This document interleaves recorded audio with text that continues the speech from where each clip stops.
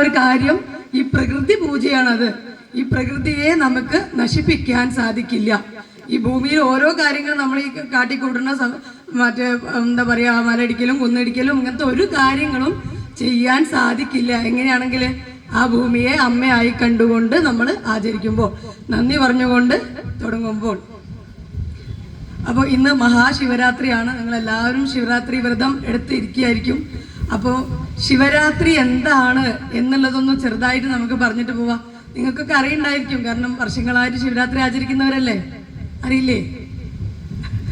അപ്പൊ ശിവരാത്രി എന്താണ് എന്നുള്ളതിൻ്റെ ആ ഒരു പല പ്രഭാഷണങ്ങളും കേട്ടവരാണ്, അതുകൊണ്ടൊക്കെ കുറെ അറിയുന്നുണ്ടാവും. എങ്കിലും നമുക്ക് കിട്ടിയൊരു കർത്തവ്യം എന്ന രീതിയിൽ പറയുന്നു. ചിലപ്പോൾ പല രീതിയിലായിരിക്കും നിങ്ങൾ കേട്ടിട്ടുണ്ടാവുക, നമ്മൾ നമ്മളതായ രീതിയിൽ പറയണു എന്ന് ചിന്തിച്ചാൽ മതി. ഈ ശിവരാത്രി എന്ന് പറയുന്നത് നമ്മൾക്കെല്ലാവർക്കും എനർജി, ഒരു വർഷത്തേക്ക് എന്ന് പറഞ്ഞ പോലെ നമുക്ക് ഒരു ഊർജം ലഭിക്കാനുള്ള ദിവസമാണ്. മറ്റാഘോഷങ്ങളിൽ നിന്നും വ്യത്യസ്തമാണ് ശിവരാത്രി. നമ്മളൊക്കെ കുട്ടിക്കാലം മുതലേ പറഞ്ഞു കേട്ടതാണ് 1000 ഏകാദശിക്ക് അര ശിവരാത്രി എന്ന്. അപ്പൊ ഈ ശിവരാത്രിയുടെ പ്രത്യേകത എന്താ? അപ്പോ 1000 ഏകാദശി ഇരിക്കുന്നതിന് പകരം അര ശിവരാത്രി മതി എന്ന് പറയുമ്പോൾ മനസ്സിലാക്കാം അതിന്റെ മഹത്വമാണ് പറയണതെന്ന്.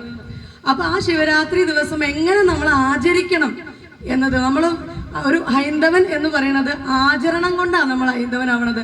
ഈ ഭൂമിയിലുള്ള എല്ലാവരും നമ്മളെ പോലെ തന്നെ മനുഷ്യരാണ്. ഈ മനുഷ്യർക്ക് എല്ലാവർക്കും എന്താ ഉള്ളത്? ഒരേ രീതിയിലുള്ള രക്തം അല്ലെ, ഒരേ രീതിയിലുള്ള ശരീരം, ഇതൊക്കെ എല്ലാവർക്കും ഉണ്ട്.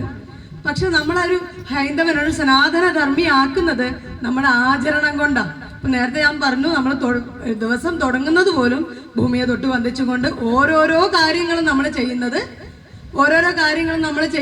ഓരോ ആചരണങ്ങളായിട്ടാണ്. ആ ആചരണങ്ങൾക്ക് പിന്നിൽ എല്ലാത്തിലും വ്യക്തമായ ശാസ്ത്രം ഉണ്ട്.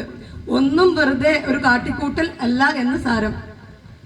അപ്പൊ അങ്ങനെ ആചരിക്കുമ്പോൾ ശിവരാത്രി എന്നത് കേവലം ഒരു ശിവൻ എന്നത് നമ്മൾ കാഴ്ചപ്പാടുള്ള ഒരു നമ്മൾ ശിവൻ എങ്ങനെയാ? കഴുത്തില് നാഗഭൂഷിതനായി അല്ലെ, മരകൂരി അണിഞ്ഞ് ഭൂതഗണങ്ങളോട് കൂടിയുള്ള ശിവനെയാണ് നമ്മൾ ശിവൻ എന്ന് പറയുന്നത്. അത് മഹാദേവനാണ്. ശിവൻ എന്ന് പറയുന്നത് പ്രപഞ്ചം ഉണ്ടാകുന്നതിന് മുമ്പേ ഉള്ള ഊർജമാണ്. ഈ പ്രപഞ്ചം മുഴുവൻ ഉണ്ടായത്, ഇപ്പൊ മാനിഫെസ്റ്റേഷൻ നടക്കുന്നതിന് മുമ്പ് ഉള്ള ഒരു ഊർജം, ബോധം, ശുദ്ധ